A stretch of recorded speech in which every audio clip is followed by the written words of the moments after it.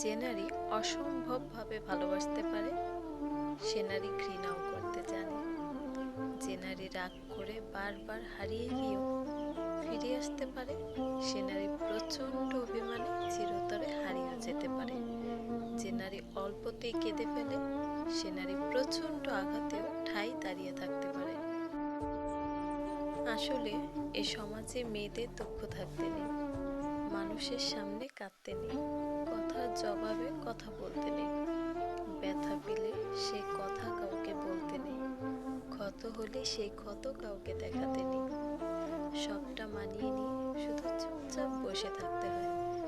তবে মজার ব্যাপার কি জানেন, আপনি নারীকে যেটা দিবেন সে আপনাকে তার দ্বিগুণ ফেরত দেবে।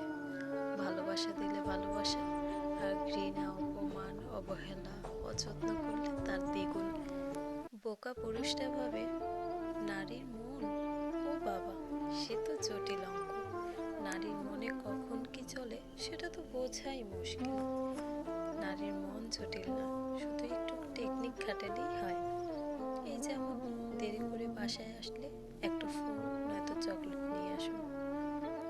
সামান্য কারণে সে যদি রেগে যায় তাতে বিরক্ত না হয়ে তার কপালে চুমু খান, দেখবেন সব রাগ পানি। তার মন খারাপ দেখে এড়িয়ে না গিয়ে তাকে বলুন, তোমাকে শাড়িতে দারুণ লাগে, আজ একটু শাড়ি পরো। সে এটা শুনেই মহা খুশি।